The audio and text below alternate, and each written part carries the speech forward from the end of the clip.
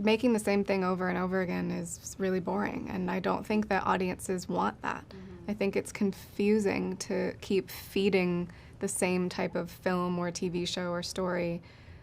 People want to be stimulated. Get ready. Now!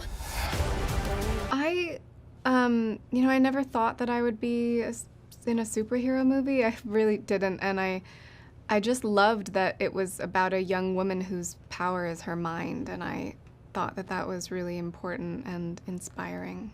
So it feels really fun to be a part of something that's also kind of removed and fresh and a new kind of take on a superhero movie, because it's so grounded and it's more of like a psychological thriller than what I've seen superheroes do before.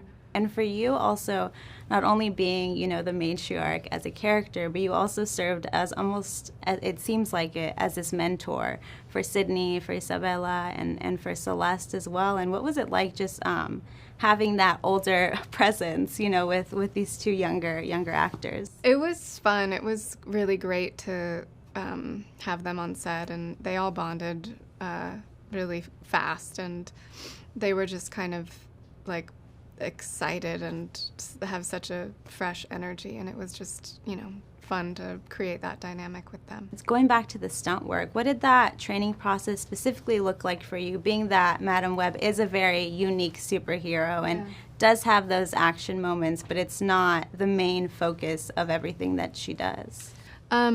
With her, obviously in the comic books, she ends up in a wheelchair and she's not physically active, but her mind is super active. And this being her origin story and having her be a paramedic, she's kind of extremely active every day anyways.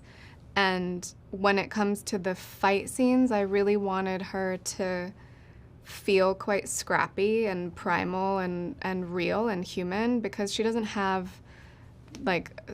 she's not a skilled fighter. She didn't train, so I didn't want it to look like she knew karate or anything. And so a lot of the training was like working out to be strong and maintain energy while filming, and then just like the hand-to-hand combat was more scrappy. It was more wild.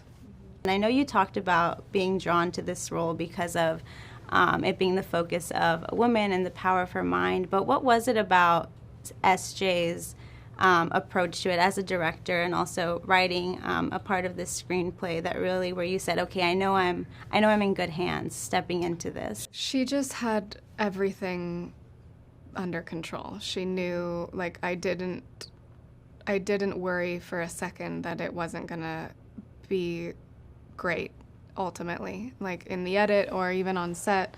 It just, she's so detail oriented, and she operates on such a high level in her job. She's so good, and so I just felt really held, and I really, trusted her.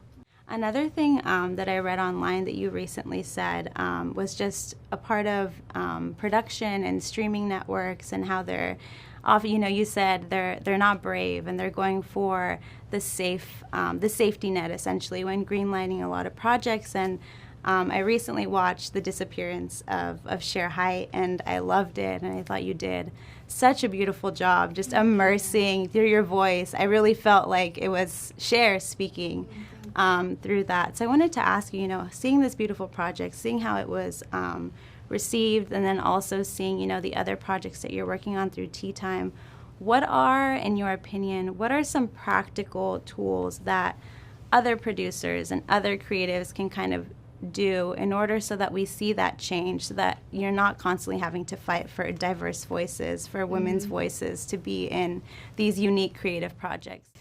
I guess as producer, safeguarding your creatives and really protecting their process and what they really want to make and fighting on their behalf. Because I think when creative people are put in opposition with studio executives, I've certainly become really fearful that I won't get to make the thing that I want to make, and so you capitulate and you make compromises that you don't really want to make, and you change your story, or you soften the edges, or you don't tell the full truth that you want to tell of a character, you know, and because it's too scary, or it's too sexual, or it's too complicated, you know, whatever it may be.